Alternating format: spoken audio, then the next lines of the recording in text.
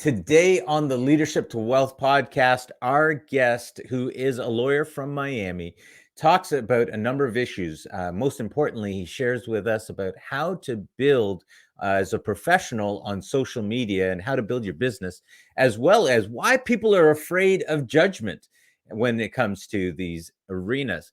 And then finally, we get into a little bit more controversial stuff, talking about socialism and communism, considering that his family has come from communist Cuba. Today's show, our guest, Frank Ramos.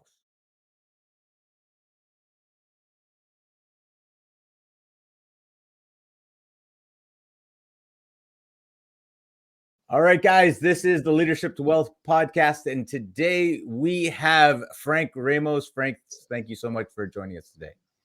Thanks for having me. So, Frank, we're going to talk about a lot of different things. You are a lawyer. You can tell us a little bit about your practice, but you also have a podcast. You've got a lot of hats in a lot of arenas, along with being ranked as one of the best lawyers in the country, by the best lawyers list. Correct? Yes, that's correct. Thank you.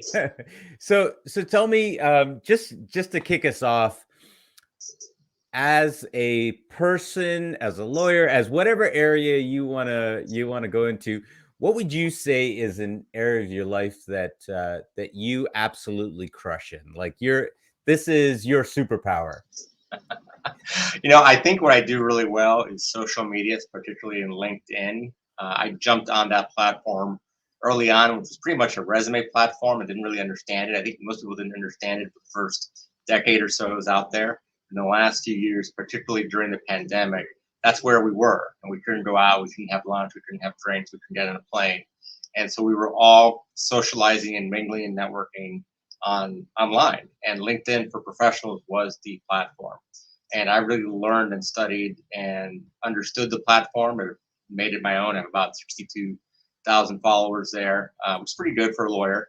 And I've used that and leveraged that to get work, get business, get opportunity to speak and to write. And I think that's what I do best and foremost, really creating my brand online. Wow. Okay. So you're saying that even those of us with gray hair can still crush it on social media? We can. I'm 50 years old and I'm probably past my prime, but I figured it out. And what I like about LinkedIn, and they're different platforms, it really depends on the client you're seeking. I'm a lawyer, as you mentioned, Miami, and my law practice is generally for corporations. So the people I'm communicating with are professionals, and professionals gravitate toward LinkedIn. If you have a practice or a business or a retail service or a product you're selling that's for younger crowds, take a look at the TikTok. I know it seems a little weird, nobody wants to dance or sing, but you'd be surprised the following you get there. Or Instagram, or if you have maybe an older generation that's more social, Facebook seems to gravitate toward the 50 plus people. There are a lot of different platforms. Clubhouse is one of the newer platforms out there. Just first decide who you're trying to reach, then determine where they're at online, and then try to own that space on that platform. Okay. Well, I legitimately want to talk law, but and about your practice, but I love what you're creating right now because I'm almost at that mark, and I have found within the last couple of years really how social media has really changed the landscape for me as well. And I'm one of those guys on TikTok, and people ask me the question all the time, and I'm like, I've not done any dances in bikinis, that's for sure. And out of my almost 10,000 followers on TikTok, very few, if any, are, I would say, below the age of 25. By and large, my crowd is 30 and above. So it's interesting that the algorithms can still, even on that type of a platform, can still direct the people that are in your demographic. But I want to talk about LinkedIn because this is something that I think is really untapped for professionals, and I try to talk to people about it a lot. And so I'd love to hear your take on why LinkedIn is so powerful and why you're so powerful on LinkedIn. LinkedIn is a worldwide community, and you just never know where work is going to come from, where new matters are going to come from, where business is going to come from. It could come from around the world, it could come from another continent or another country. You just don't know what the relationships are. And for the LinkedIn is free. You can always get a premium subscription. I just recently got one. For years and years I did not get one, but I finally succumbed and got it. You don't need it. I do it for other reasons. To be details aboard your audience here, but for free, you basically have an online profile, really a resume of sorts, which is multimedia. You can add video and photos, and it provides recommendations through their algorithms of who to connect and follow and what groups to join. And if you're active on it for maybe 15 minutes a day consistently, within a few months, you'll start seeing results. And within a year or more, you'll really start owning your space. Let's say you're involved in sales, given product or service at a given company, or you're trying to promote your own company, you're an entrepreneur. If you are consistently on that space, pushing out valuable content on a day in, day out basis, you will create a tribe. They will follow you. They will push out your message to others, and it will reach people that you would never even thought of reaching. And it's better than buying ads on Google or Facebook or anywhere else. Obviously, it's free, it's authentic, it's organic, and it kind of grows itself. At first, Mhm. it's very much like compounded interest, or when you have a 401 or you have some investment. First, you don't really see much growth, and it takes time, but eventually, it sort of goes on a glide path where you have sort of a parabola, it kind of shoots up, and from one day to the next, 1 week to the next, you start noticing people viewing your content a lot more, commenting, sharing it a lot more, and then occasionally a post may go viral, which then creates more interest, more followers, and more connections. And after a while, it's really just maintaining that and letting your followers and just kind of expand on their own. And so here, Mhm. I've been posting daily. I want to say since August of 2016 was released my second book for lawyers, and I've been posting every day. I don't think I've missed a day, including nights and weekends. You don't have to do that, by the way. That was my model. And now, pretty much whenever I go to a legal conference or a convention, or I meet somebody at a cocktail hour, most people know me or know of me because I have that following. And I think if you already have a foot in the door, and you already know somebody, they know of you, it adds to your brand. It keeps you top of mind. It makes the introduction communication easier. It makes it easier. It's not really a cold call. They kind of already know and like you. And so if you reach out to them and you want to ask for coffee, which I do a lot, or if you want to do a Zoom or a team meeting invite because they're somewhere another part of the world, or Skype, or a call, WhatsApp call, whatever it is, they're much more receptive to doing that, as opposed to just getting a call out of the blue, or getting an email out of the blue, or some message out of the blue. Yeah.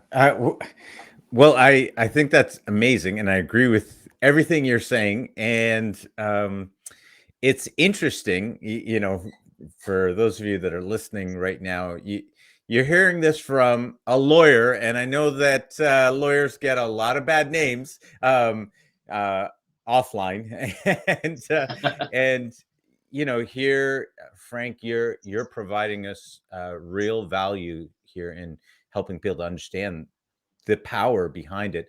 But I've got to ask this question because we talked about crushing it, and I hear what you're doing in terms of LinkedIn. But what would you say is your superpower behind that? Like, what empowers you to be able to go out there, do those videos on a consistent basis, and be able to provide value? Where's that come from? I think if there's a characteristic when it comes to social media, is willing to put yourself out there and to fail, to look foolish, and to suck. Mm. Because when you take out any of this, when you first start posting, when you first start speaking in front of a group, when you first start writing, you're not going to be great at it, and you're not going to get great feedback, and you get reviews from people. Like, I didn't really like him or her. She wasn't particularly captivating, or didn't really speak to me. And it's really easy at that point to say, this isn't for me.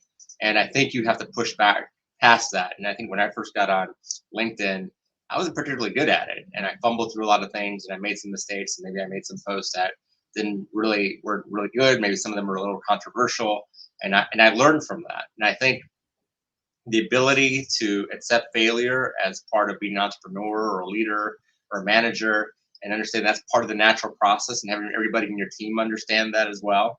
And then working through it and learning from it, and obviously not making the same mistake twice, maybe making some others along the way. But whatever you pursue, at the initial phase of it, you have to be particularly good at it. Just the way it is. Take up a new Yeah. sport, or you start working out, and say you want to become a bodybuilder. The first time you go into the gym, you're probably not to be able to lift much weight, but a year, 18 months later, you're gonna look pretty good. And you want to run a marathon. The first time you go out and put on the sneakers, you may run a quarter of a mile and start just huffing and puffing. But within 6 to 8 months, you may actually be able to sign up for the Boston Marathon or the New York Marathon. So it is a process. And the first part of the process is not glamorous. It's not easy. It requires a lot of work, a lot of effort, and a lot of discipline. But if you can stick to anything you want to do for 30 days, and that's generally when something becomes a habit, you can do something for 30 days. And if it's LinkedIn or TikTok or whatever platform you want to use on social media, if you post every day for 30 days, by the time you get to the end of 30 days, it's just going to become natural. You won't have to actually make yourself do it anymore. You're just going to pick up your phone, or work on your laptop or desktop and record or produce content, whatever you're going to do. And then probably within another 30 to 60 days, not only will it become natural, but you'll have to kind of hold yourself back a little bit, because you'll have so many ideas and so much information that you don't want to become obnoxious on the platform either. And you'll probably be writing little notes to yourself or recording things and using Hootsuite or some other platforms to sort of time when you release your content. But just whatever it is, accept the fact that initially you have to do particularly well. It's not a reflection on you. It's everything we do takes time to develop that skill set, and you have to give yourself time.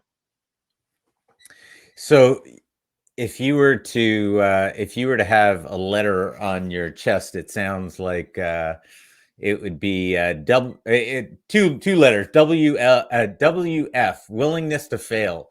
That's fair. That Is is what you fair. had, right? Right. Yeah, I mean, Um, I remember yeah, some attorneys that I go on the circuit with, and I remember seeing them 10, 12 years ago and kind of cringing, like, oh, wow, you're not really good. And now I see them and I'll make notes, like, wow, remember that time when we spoke to them, we both sucked? And now we're back here and we're like, now suddenly we're the keynote speakers. And yeah, that's how it is, and just have to yeah. be willing to take some shots and pick yourself up off the mat. Mm. So, okay, oh gosh, couple of things I want to ask, but first, how? I mean, if this is really your superpower and you're really crushing it there, how do you fail in this arena now? Is there a way for you to fail, or for people Uh, listening? Is by there a way for them to by fail? giving up, by just walking away. Mm, Um, and and that happens when you stop doing it. Like, it's like, thinking about when you work out. I think we've all had periods in our lives where we're working out, where we're dieting or eating right, and one day we stopped, like, and then maybe the next day we stopped a couple days, and yeah. it's really easy to fall out of the habit. And it's really easy to stop taking chances or risks. It's really easy to play it safe. It's really easy to always speak on the same topic in front of the same audiences. It's safe and comfortable. And really, the key is always kind of pushing yourself, pushing the envelope, pushing the edges, and seeing how far you can take something. And I've surprised myself, and your listeners would surprise themselves to see what they're able to do if they just keep seeing what the next step and the next engagement is. And it's fun, it's exciting, and you start in Peoria and you end up in Carnegie Hall. You write a short blog post, you end up becoming a best-selling author, whatever it is. But it is a process, and you have to start somewhere. And as long as you see momentum, I think that encourages you, and it sort of creates a foundation for your discipline. But when you take a break from things, that's always a problem. And so the biggest challenges are when, let's say, there's some big issue in your life. God forbid, there's a health issue, or there's a family crisis, or something else happens that really requires all your attention. You have to be very conscious that once you're back online, to jump back to those habits, because otherwise, at that point, the muscle is not as strong, it's not as well developed, and it's probably going to take a little bit more work again, a little bit more energy, and you have to commit to re-engaging again. Mhm. Well, if you guys are listening, I can attest to what Frank is saying here. Um, y- you know, I I had I don't know what you want to call type of relationship with LinkedIn and social media. Um, prior to 2020 where I was on there because I was supposed to be on there. I didn't really understand how it worked or what it was supposed to do for you. I thought it was a lot more of an ego metric than anything else. And for LinkedIn, like people on LinkedIn are people looking for jobs, right? And Right. that's what I thought. And then, I'll say this: shout out to Gary V because he kept talking about it, and I had heard a little bit from this guy. Didn't know who he was either because obviously I wasn't on social media, and but I remember him talking about the only reason you don't post is because of your fear of judgment.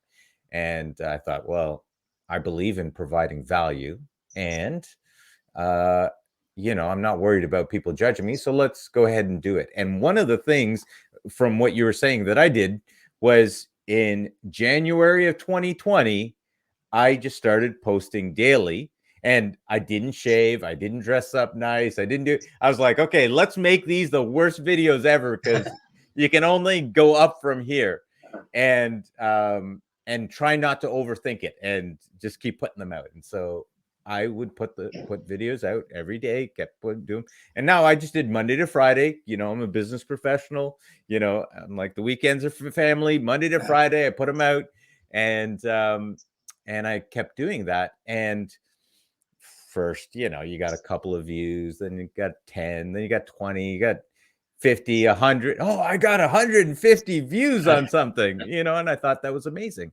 And the consistency of it, as you were saying, really helped build my mental emotional muscles to be able to, as well as fitting it into schedule, to be able to do them. And it actually did burn out a lot of the judgment that I had over my own content. So I love what you're saying there. And one of the things, maybe you can speak to this, that I think a lot of professionals don't understand is how that providing that value and providing that content and being active in these circles can you can really feed back into your business and be quite profitable. Yeah, there's two aspects of that. There's the social contract aspect of it, and there's the top of mind. I'll take those in reverse order. In terms of top of mind, if most people these days are on one or more forms of social media, and they check it daily, they check it on their phones, and most of us deal and use social media through our mobile devices. And so people who are on LinkedIn or active on LinkedIn are checking their feed every day. And people who are connected and follow me because the content I put out are probably seeing me every day. And if they didn't like me, they wouldn't be connected or following me. And so I'm always top of mind when in their lives. They probably see me more than most other people in their lives. They probably see me more than some of their people they see every day sometimes, because I'm constantly in their feed and I'm constantly at the forefront of their phone. And so when they But have who's a going to need, want to see a lawyer every single day? it's surprising. Other lawyers, that's where I get a lot of my work. Some corporate folks who have legal issues. And so when they have an issue in mind, they see my name, they see I'm providing content, they know of me, they've developed a relationship with me virtually. A lot of people just come up to me and they're talking to me as if we're best friends, and I really don't know who they are, and it's flattering. But they feel that they know me, kind of like the way you know some celebrity on television. Not that I'm going to put myself in the same stature, but there's this foundation that's been laid through the platform. And so being top of mind, I'm probably the first person they're going to think of when there's a matter in South Florida or Miami than somebody else. Because one, they may not know anybody else, but two, even if they did, they saw me this morning, saw me the day before, the week before, the month before. So top of mind is really important, just being in front of your audience on a regular basis. And there's this Yes. issue called the social contract, which I think is probably even more important and pervasive. And I think the best way I can describe that is by an anecdote. When I was a kid growing up in Chicago, I go to O'Hare Airport or Midway and pick up family members. And back then, this was pre 9/11. You could literally just go up to the gate and pick up family, drop off family. And at that time, Hare Krishnas were really popular at airports, and they would try to make collections. And initially, they would just put out their hand and ask for money, and most people would walk by them. And at some point, collectively, they realized that if they gave you something, even if it was a token, then you would feel compelled to give them something back. They would give you a flower or a booklet, and suddenly you would give them some sort of cash in nature, maybe the change in your pocket or a dollar. And what that was a psychological relationship. It was a social contract where do you give value? some number of people on your feed feel that they owe you something. If you consistently provide value to a given community and people get value from what you have to say, in my context, I give it's not really legal advice, but a lot of advice on leadership and mentoring and management and whatever else. Other lawyers who helps them in their practice and helps them manage and handle their matters and how to try cases and so forth. Feel some percentage of them feel like, well, I owe Frank something because virtually he's been giving me value. He's been posting daily for I don't know how long, and he puts links to his articles or his videos or his podcasts. And I have a case, and I don't really know him. I've never actually spoken with him, but I feel I owe him something. And my list of potential referral sources, he's giving me more value than people I've known for 10 to 20 years, And so I'll get calls from random people, or I'll get emails or messages or text messages saying, you don't owe me. I don't really know you. I really love your content, and do you handle this? And if I don't, I'll help them find someone else. If I can, I will. And something also as a side note, sometimes you'll get a referral. It's not something you do, but you can send it off to another entrepreneur or business owner, and suddenly now you've done them a favor, and now they feel like they're indebted to you as well. So you become sort of the super connector between somebody who's thinking they're doing you a favor, you really can't help them, but then you pass that along to somebody else, and then they can provide them the service or the product they need. So this social contract is so important and integral to social media. The Dr. Cialdini in the book Persuasion, he talks about it as the law of reciprocity, and I absolutely agree with you. It absolutely does that. It's amazing. Have you had this happen? Because I've had this happen. Someone calls me up and says, "Hey, I saw you on TV." Has anyone said they saw you on got TV? Calls from podcasts, or like, oh, I heard this podcast. I was driving along, and you're on this podcast, or you're quoted in some article. And that's another side positive thing. Like, there are a lot of journalists and a lot of media people on these platforms, and they constantly need to create content and copy, and they need experts in fields. And if you're putting yourself out there as an expert in a certain field, or you're a leader in an industry, they're probably going to glom onto you, and then suddenly you're going to be quoted in their materials, and suddenly you're going to be perceived as an expert, because then you can link to their articles, and everybody's going to see you as, it's like, oh, your product or your service is really good because the Wall Street Journal or New York Times or Chicago Tribune or whatever it is has cited you. So and they're very reputable, and they wouldn't be citing you unless they thought so. And what's ironic, for people who don't really understand how this works, a lot of times it's some journalist who needs a source, and they follow you, and you become the source, and you take your time and you provide them information, and eventually develop this relationship, and maybe even become a guest columnist in their publication because you give them so much content. Wow. Is there something there that you can speak to with regards to how to deliver content in a certain way? Because you talked about, writing certain things or saying certain things, and then, learning from your mistakes. Can you say something about what some of those mistakes can be in that professional arena of LinkedIn? Yeah, I think all social media includes LinkedIn, even though it's for professionals. You have 3 seconds to get anybody's attention. If you don't do it in 3 seconds, they're just scrolling past you. Think about how we use our phones and how we have them, and how notices come in, or constantly coming in constantly. And for a split second, like, oh, read this, now read this, read this, now read this.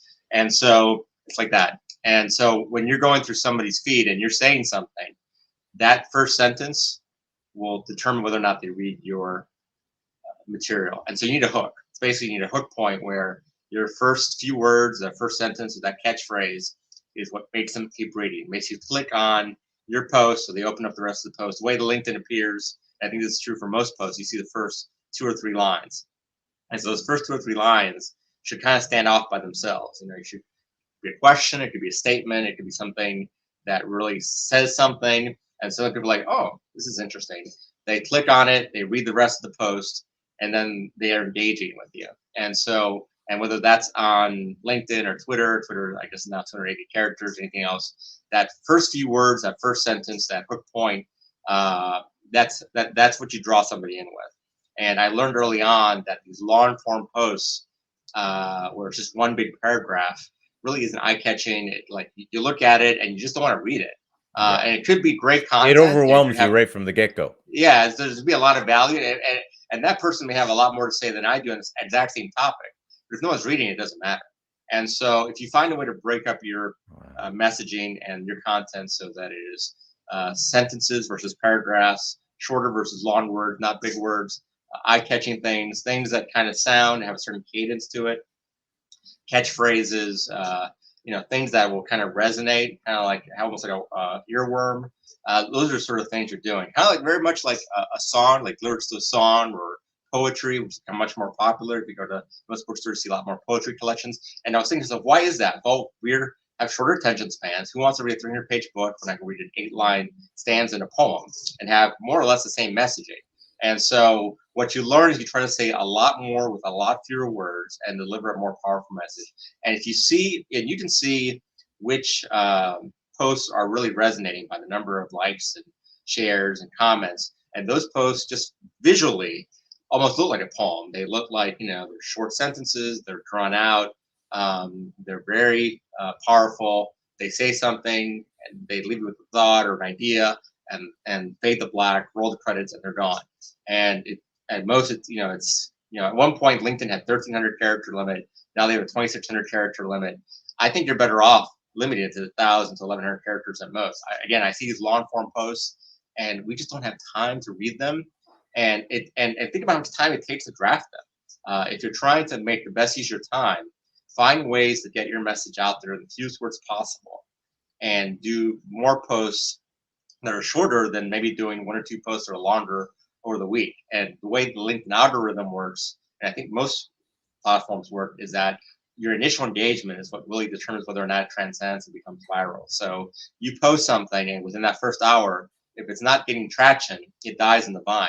But if within that first hour, people are liking it, sharing it, commenting on it, then it gets pushed out to more people. There's this misconception that everything I post gets sent out to everybody who follows me and likes me and connects. That's not how it works. They first test it and see if it has people like it and they enjoy it, and then they push it out to more and more people. And if it's a long form post, if it's a lot of black ink on white, and it's like and it's terrible. I mean, this is where we live. We have to understand who the consumer is, and that's how they consume information. Yeah, absolutely. I love what you what you said early on there.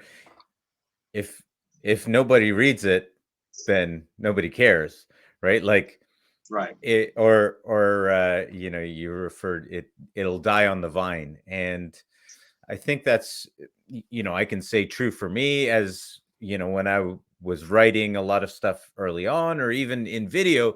You're doing this stuff and no one gets to the good stuff. So you have to be able to capture people right off the get-go, and I think that's a process that comes by actually doing it.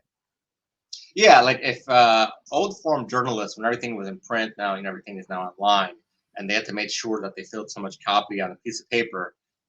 Your traditional journalists would start with the lead, and they would provide the most important content, and then as the article went on, less and less important information was available because the editor may have to lop off the last couple paragraphs to fit on the newspaper.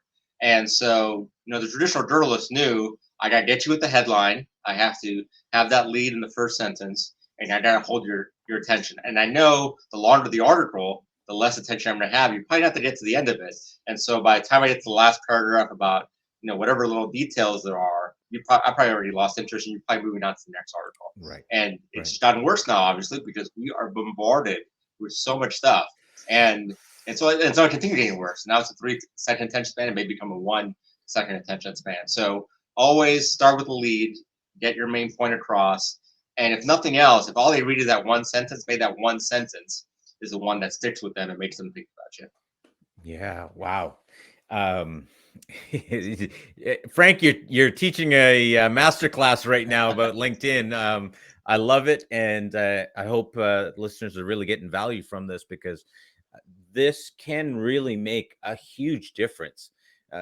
Honestly, if it just means the difference of one extra phone call a month, where someone calls you up and it's from something that you've already done, right? Like you've already done the work, it's out there, and it continues to do the work. And I try to share with people, and I think it's something of what you're creating right now is that when you put content out there, people are going to, whenever they see it, but they like it, and then they'll watch another or they'll read another.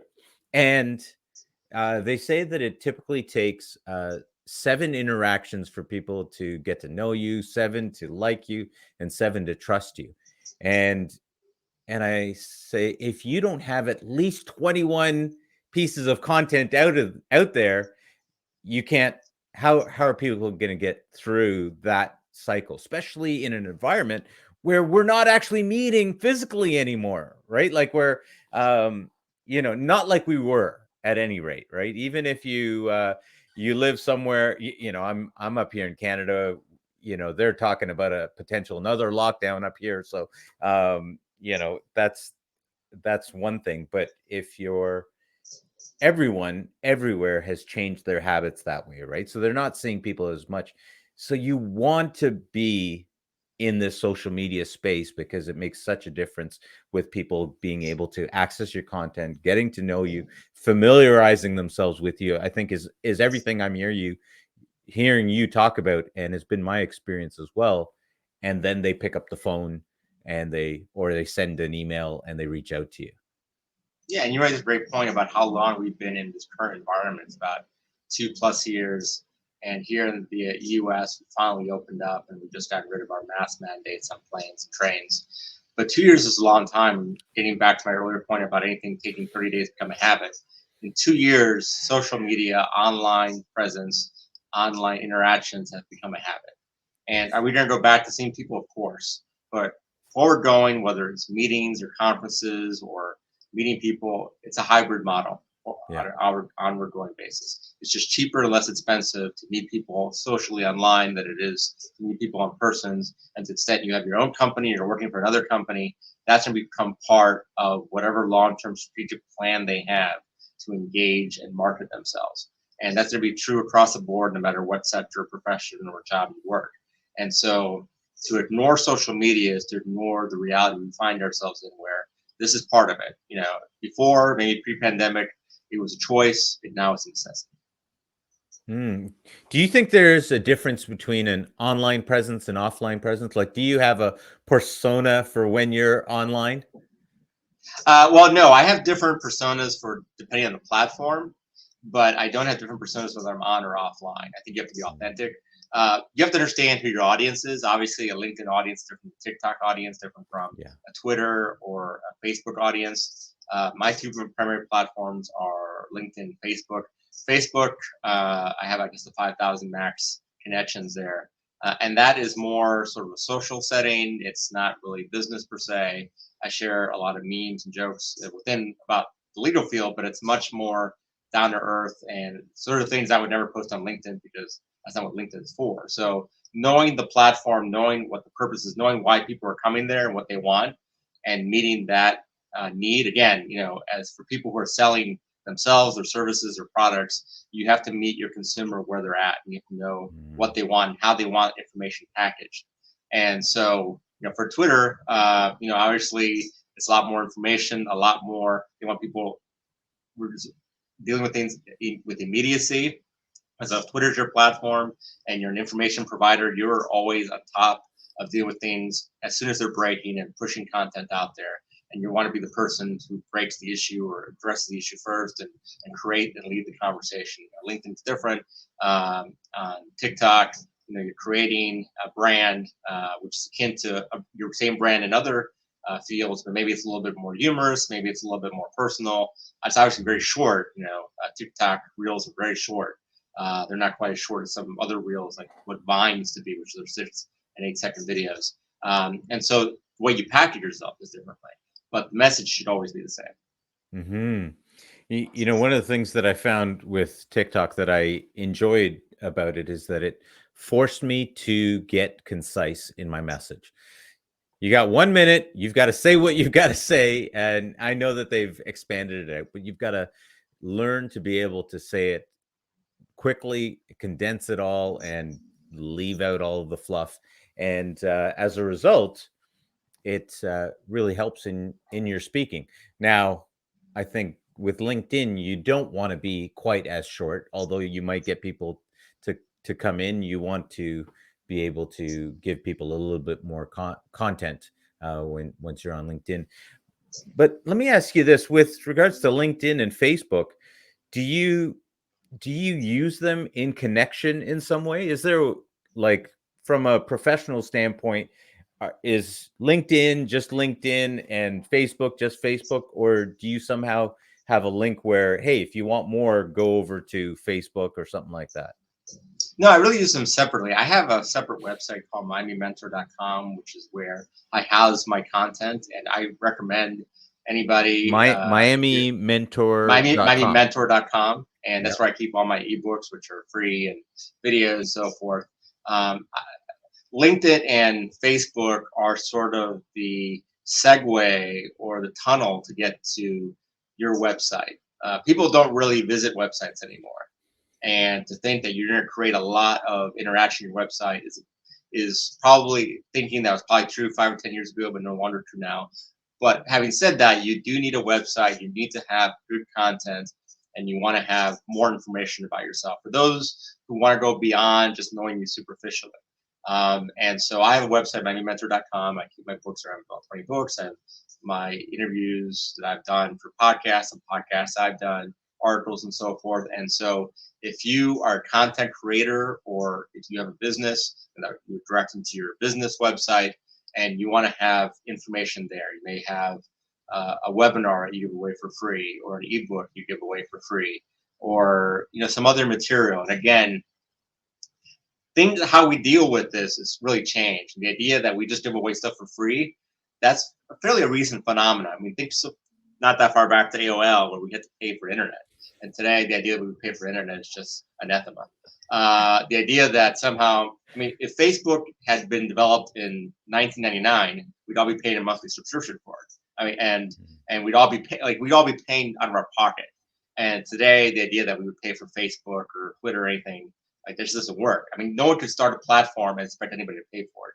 It would just not happen. And so we're all accustomed to getting free stuff. We all believe that that we are giving you our time and our information, I guess some of our privacy, in exchange you give us lots of free stuff.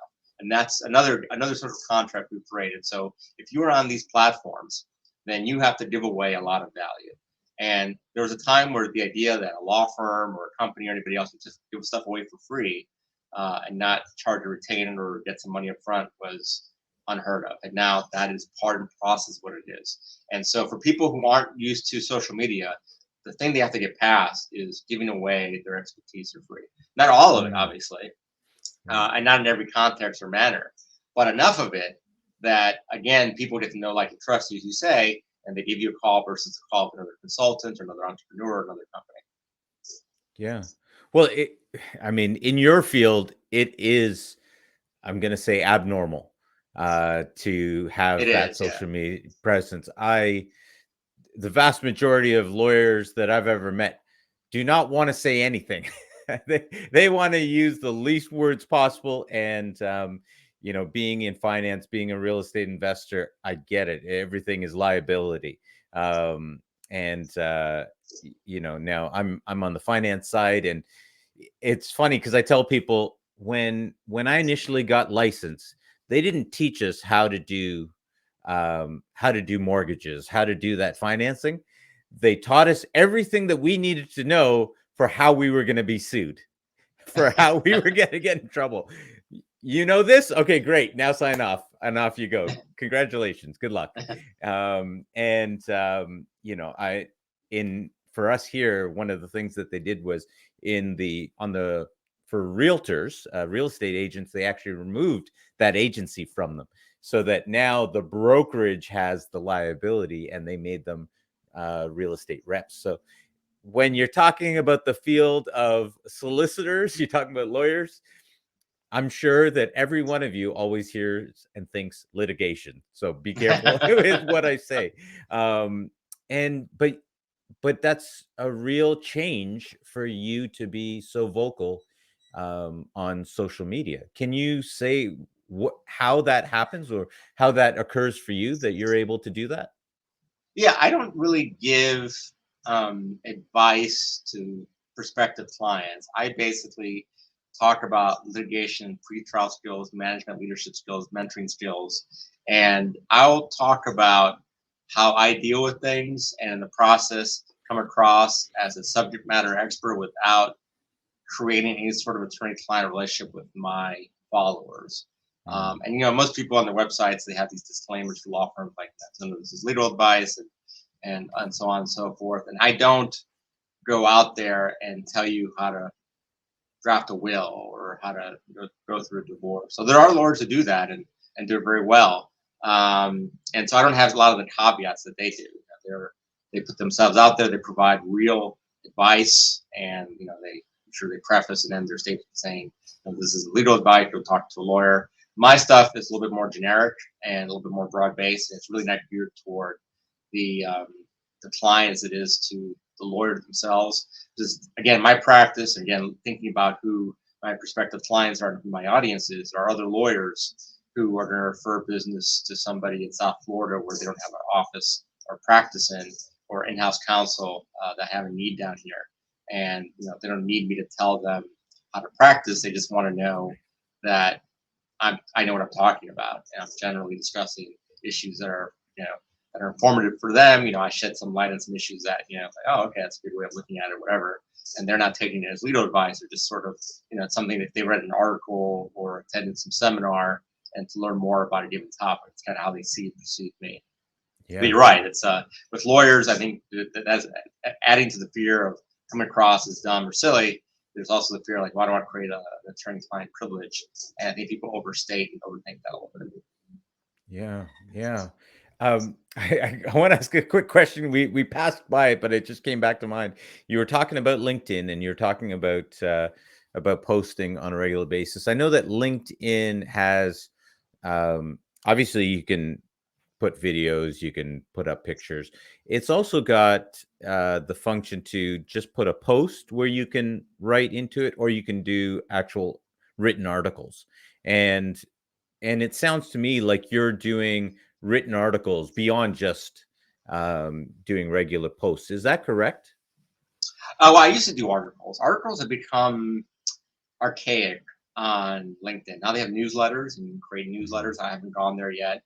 Some people enjoy doing newsletters. You can subscribe to them and receive them in your inbox and your email. Mm. When I talk about articles, generally articles I've written in other publications that create links to them. And by the way, any platform, if you're going to create a link, you want to include it in your comment section and not in the body, because if you create it in the body, it takes the viewer away from LinkedIn or whatever platform somewhere else. And that Right. really negatively affects the algorithm. They really don't want to push that out because they don't want people leaving the platform. Right. And videos you mentioned are really important. My rule of thumb for videos on LinkedIn, 60 seconds or less.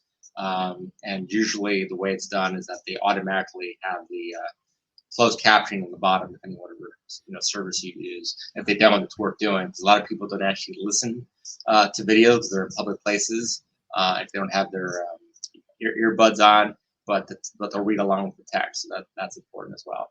And I don't really use photos or images, because you find that you end up using the same one over and over again, and it's not great. But if you are amateur photographer, or if you go on one of these pages where you pay a monthly subscription to get stock photos, you can do that. There's different opinions as to whether or not that improves visibility. I think we're becoming more visual. I think it does help. I've never gone down that road. It hasn't affected me negatively. Of course, it's part of the process. I've been doing this for a long time, but I do see some people do it, and some people do think that it does help their views. Yeah. Yeah.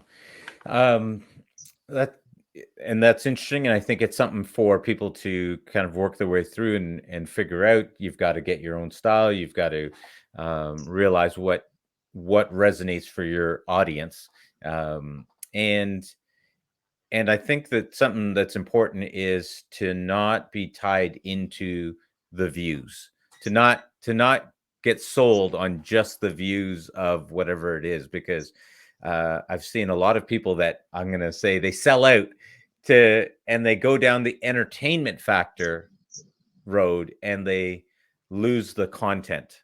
uh, aspect. And I think for, especially for professionals, for those that are looking to build their space, provide value and content, and to see what you talked about in reciprocity, right? To see that social contract, you want to make sure that you're giving that, and you're not just becoming an entertainer. And because that's a completely different area, right? When you're just entertaining. Now people are looking at you, viewing you from that lens rather than the other. Yeah, that's a fair point. I think the Yeah. posts that do the best on any platform are sort of the more touchy feely, more personal posts. And Yeah. those are important to kind of give sort of, round you out and give you sort of a softer side.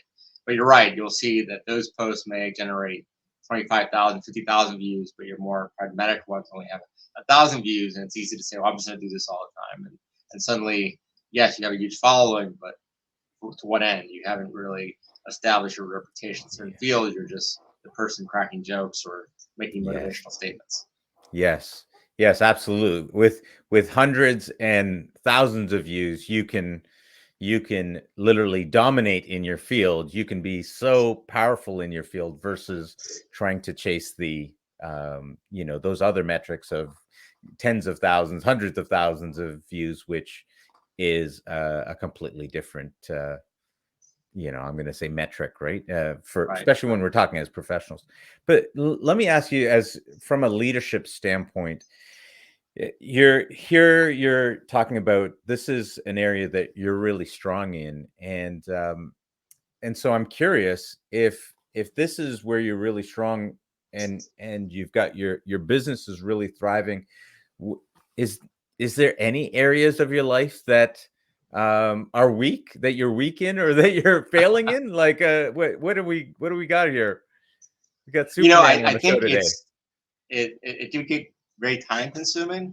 And what you find when you start succeeding in certain areas, there is sort of a dopamine effect to it. Like you want to continue developing and building that following. You want to put yourself out there even more. You want to take on more speaking gigs, more writing gigs. And there's only so many hours a day, and you need to sleep and eat and exercise. And what I find, and this ebbs and flows, and I'm sure you have the same issue.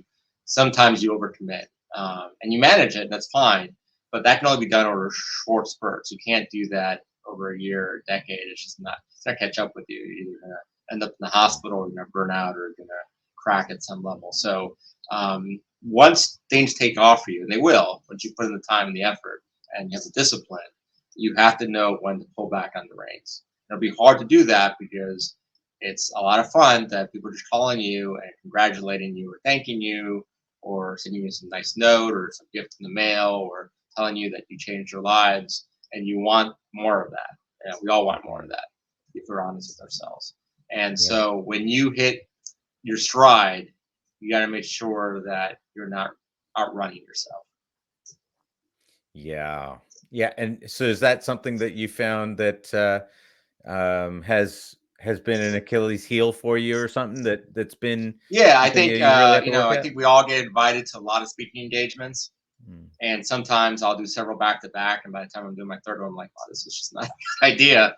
I mean, it went well, but I'm really tired now, and and I'm working out of airports and hotels, and you have to always keep a long term view of your calendar and your commitments, and think through what is this going to mean for the rest of your year. You're going to be traveling this much. Are you taking up time away from your family, your friends, your own personal health? And where you're going to be come the summer and the fall. And so for a while, I was just accepting anything and everything, partially because I really want to develop that skill set. But once you feel comfortable in your own shoes, whatever it is, speaking or writing or engaging with people or on social media, once you've hit cruising altitude, you want to make sure that you're not continue flying towards the sun. Hmm. Yeah. Yeah, that is very interesting, because you will get a lot of collaboration requests as you continue to get out there, and a lot of people that will ask you, hey, can you speak at this thing or that thing? Um and I can say, for myself, having four kids, it's a lot, because you can. now all of a sudden you're taking time out from your evenings as well, right? To be able to do some of these things. And I was actually just telling someone that I'm in a real estate network, and they have these events in the evenings because so many people have their evenings free, especially as they're teaching new investors and things like that.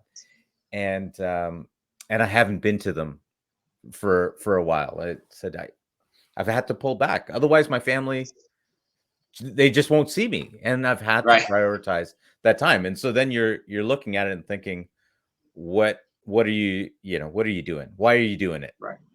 If Right. you're losing out on that. And so I think, as you point to that, almost like that addiction or the ego or these kind of things that get built up, and you want to keep going in those areas too, right? Because you're getting accolades, you're getting success, and so you want to keep going down that road. Is Can you speak at all about how to see that coming, or how to manage that, and how to keep building without falling into that trap? I think your calendar is really important, and you have to set a time aside. This is Set not time sounding aside every sexy week. right now, but I know it's not particularly sexy, but you want to make sure that if you have time with your kids, and say when your kid is active in sports, so you put all their games on your schedule. If your kid is really into the arts and they perform, that you have all their rehearsals and their performances on your schedule. You have all the major dates in terms of birthdays and anniversaries and on your schedule. And then, if you have planned vacations, plan them first in the year. Decide, okay, where do we want to go as a family? We want to go A, B, and C, and how long and when. Get that on your schedule, and get the family and the friends and the personal stuff, whether it's doctor's appointments or dental appointments, get those on the schedule, and do that first. And then whatever you have left, that's your time. And you have to give all of it to work and these extracurriculars. But at least now you've staked certain claims on your calendar and your schedule, that's set aside for date nights or family nights or whatever it might be. And unless there's a good reason, you don't change that. You don't unless it's an extraordinary opportunity. You always say, is this opportunity big enough or important enough or life changing enough for me to then change this other part of my schedule? Yeah. So I've got to ask this question: why why become a lawyer? What got you into that in the first place? I kind of fell into it, to be perfectly honest. I grew up and came from an immigrant Flipped on a family. Both my banana peel and parents, fell into becoming a yeah, lawyer? basically fell into the sewer, I guess. So I had both my parents were immigrants from Cuba. Both were blue collar workers. They wanted me to be a white collar professional, and they basically their idea of professionals was either a doctor, engineer, lawyer, accountant, and I neither had the math or the science skills. So that left me with being a lawyer, and like I said, I just kind of fell into it. It's one of those careers that's hard to say, but a lot of people who become lawyers, they kind of became lawyers by default. Maybe they didn't really think it through that well. They just knew they didn't want to be in science or math, and they wanted to have a career that would pay the bills. And law is kind of an odd profession. You'd be surprised how many lawyers found themselves doing this because not sort of as sort of this deselection process versus selection process. And that was my thing. And I think the more I do it, the more I enjoy it, the more I embrace it, the more I'm glad I did sort of fall down this rabbit hole source. And I've tried to pay it forward whenever I can through a lot of my communications, writings, and so forth with young lawyers and law students. But that's what happened to me. Again, most people don't just fall into being a doctor and accountant. They really want to be an accountant or a doctor, but my story's a little bit different. Yeah.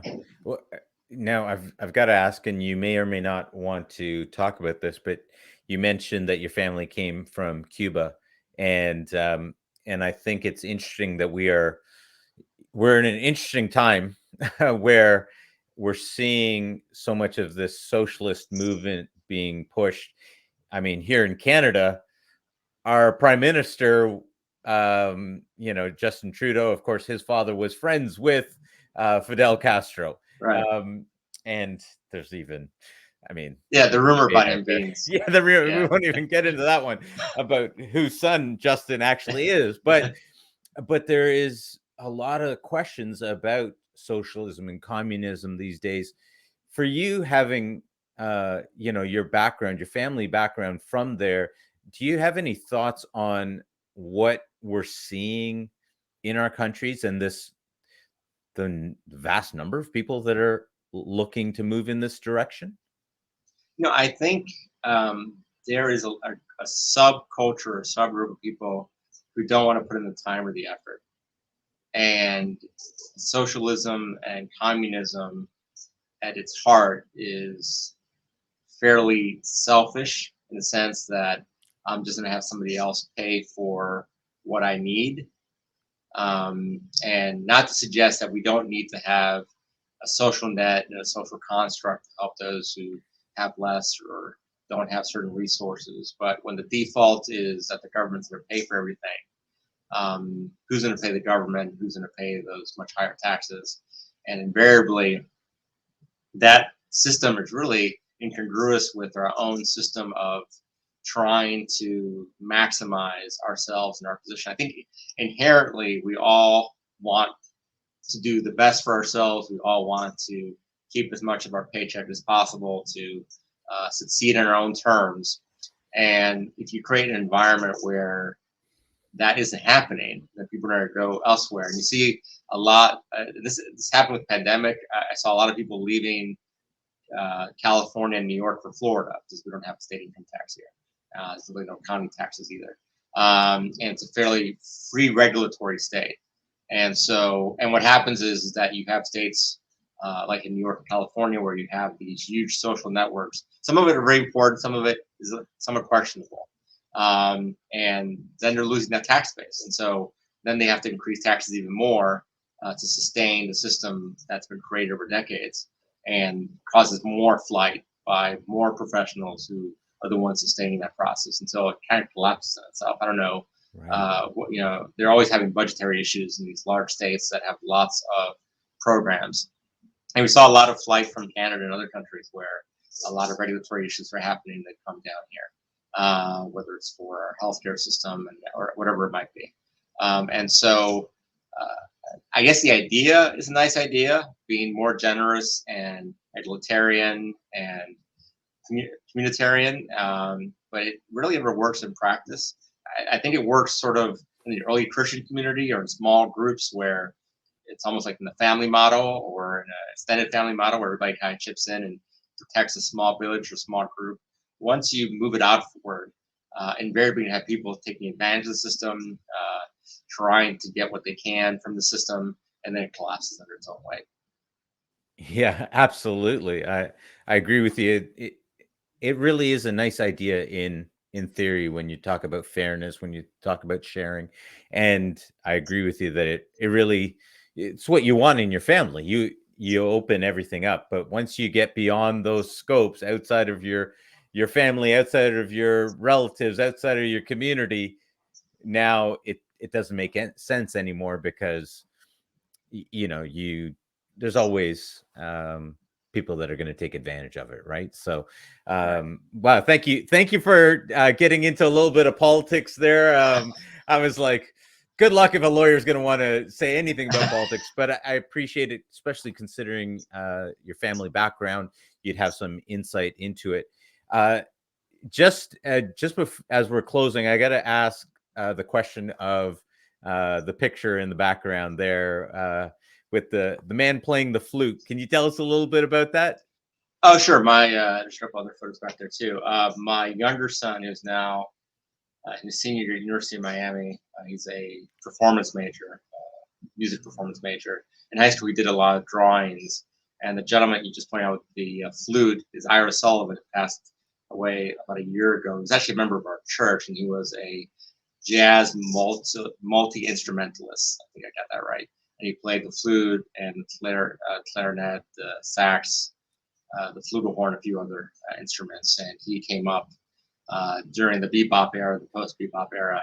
And I think he died when he was 87 years old, just last year, year before. And he played with all the greats, recorded with all the greats. And just coincidentally, he was a member of our church. And both our sons, who are now 23 and 20, David and Michael the younger one, pursued music. Our older one teaches music at high school level to go back to get his master's and doctorate in orchestral conducting. Our younger son plays jazz, pop, alternative, and some other R&B and things like that. And both of them got to play with him over the years as they grew up. And my younger son, as you saw, drew that photo there for some art class, and he got to this series. He has another gentleman here, his name. He's playing the bass, and there's some other photos outside of the view of the camera.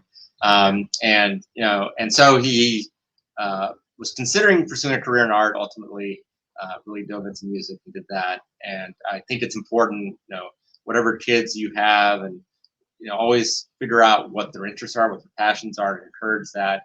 And it's easy for a lawyer not to have an artist or a musician as a child, because you're like, they're gonna live in my basement for the rest of my life. But really encourage whatever they're interested in, and if they have the talent, they'll find and they have the motivation and dedication, they'll find a way. Yeah. Yeah. Wow. I love it, because obviously I've got a bunch of artwork and stuff behind me as well. My daughter made one over here, and there's some Oh, that's awards wonderful. from my kids, right? And in many ways, those are greater achievements for me than whatever some of the awards or things like that that are sitting on the desk, right? Collecting dust. But so thank you for sharing that with us. So Of what's course. next, and how do people get a hold of you?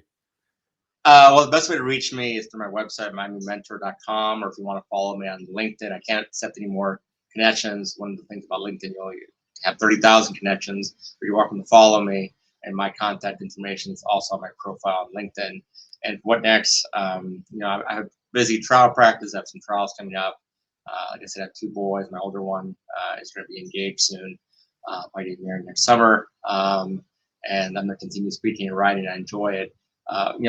Whatever you do, find a way to pay it forward and teach the next generation. And it's good for you, it's good for them. Ultimately, leading business, people who you're helping develop will always remember you and find ways to pay you back. But just, someone helped me, I've had countless people share their expertise and their knowledge base with me and wisdom over the years. And I just feel like I have an obligation to do the same. Yeah. Wow. Mr. Frank Ramos, thank you so much for coming on the show. And guys, if you want more of Frank, you can see the his website right there. Go check him out, and you can get lots of free content there. And Frank, I really appreciate your time, all that you shared. A lot of real powerful content that you shared here on the interview.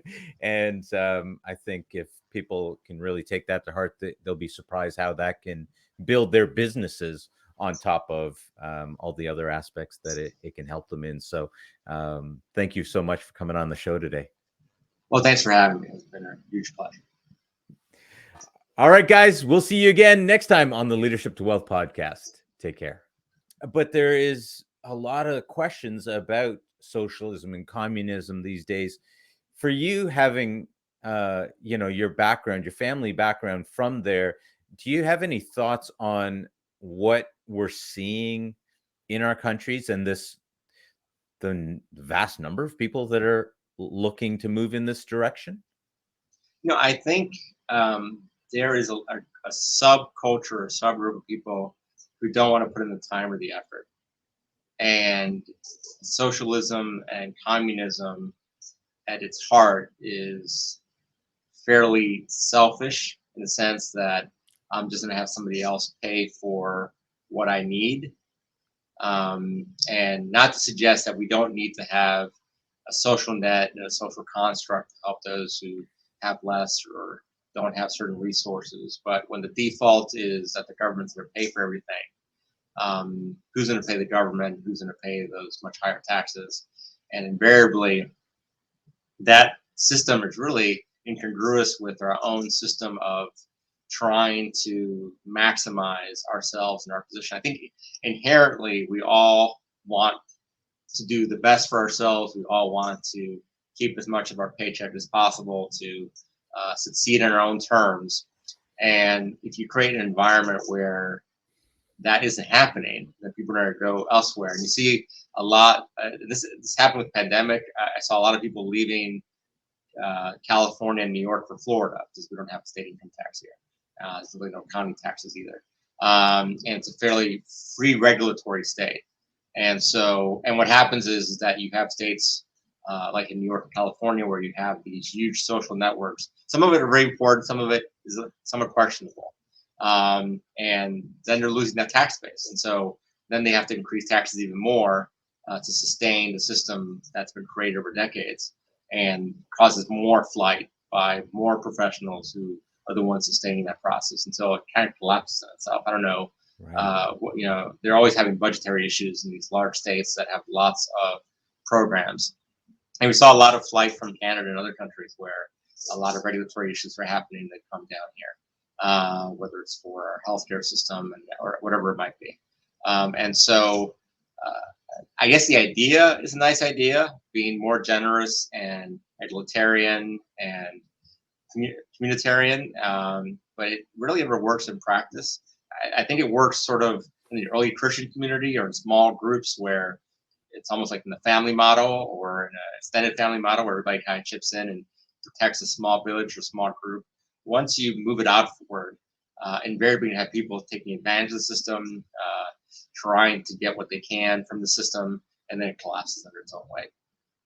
Yeah, absolutely. I agree with you. It really is a nice idea in theory when you talk about fairness, when you talk about sharing. And I agree with you that it really it's what you want in your family. You open everything up, but once you get beyond those scopes outside of your family, outside of your relatives, outside of your community, now it doesn't make sense anymore because you know there's always people that are going to take advantage of it, right? So Right. wow, thank you for getting into a little bit of politics there. I was like, good luck if a lawyer is going to want to say anything about politics, but I appreciate it, especially considering your family background. You'd have some insight into it. uh, as we're closing, I got to ask the question of the picture in the background there with the man playing the flute. Can you tell us a little bit about that? Oh, sure. There's a couple other photos back there too. My younger son, who's now in the senior year at University of Miami, he's a performance major, music performance major. In high school, we did a lot of drawings, and the gentleman you just pointed out with the flute is Ira Sullivan, who passed away about a year ago. He was actually a member of our church, and he was a jazz multi instrumentalist. I think I got that right. And he played the flute and the clarinet, the sax, the flugelhorn, a few other instruments. And he came up during the bebop era, the post bebop era. And I think he died when he was 87 or 8 years old, just last year before. He played with all the greats, recorded with all the greats, and just coincidentally, he was a member of our church. And both our sons, who are now 23 and 20, David and Michael, the younger one, pursued music. Our older one teaches music at high school level to go back to get his master's and doctorate in orchestral conducting. Our younger son plays jazz, pop, alternative, and some other R&B and things like that. And both of them got to play with him over the years as they grew up. And my younger son, as you saw, drew that photo there for some art class, and he got to this series. He has another gentleman here, his name. He's playing the bass, and there's some other photos outside of the view of the camera. And so he was considering pursuing a career in art. Ultimately, really dove into music and did that. And I think it's important, whatever kids you have, and always figure out what their interests are, what their passions are, and encourage that. And it's easy for a lawyer not to have an artist or a musician as a child, because you're like, they're gonna live in my basement for the rest of my life. But really encourage whatever they're interested in, and if they have the talent, they'll find and they have the motivation, the dedication, they'll find a way. Yeah. Yeah. Wow. I love it because obviously I've got a bunch of artwork and stuff behind me as well. My daughter made one over here, and there's some Oh, that's awards wonderful. from my kids, right? And in many ways, those are greater achievements for me than whatever some of the awards or things like that that are sitting on the desk, right? Collecting dust. But so thank you for sharing that with us. So Of what's course. next, and how do people get a hold of you? Well, the best way to reach me is through my website, miamimentor.com, or if you want to follow me on LinkedIn. I can't accept any more connections. One of the things about LinkedIn, you have 30,000 connections, but you're welcome to follow me. And my contact information is also on my profile on LinkedIn. And what next? I have busy trial practice. I have some trials coming up. Like I said, I have 2 boys. My older one is going to be engaged soon. Might get married next summer. And I'm going to continue speaking and writing. I enjoy it. Whatever you do, find a way to pay it forward and teach the next generation. And it's good for you. It's good for them. Ultimately, leading business, people who you're helping develop will always remember you and find ways to pay you back. But just, someone helped me. Someone, I've had countless people share their expertise and their knowledge base with me and wisdom over the years, and I just feel like I have an obligation to do the same. Yeah. Wow.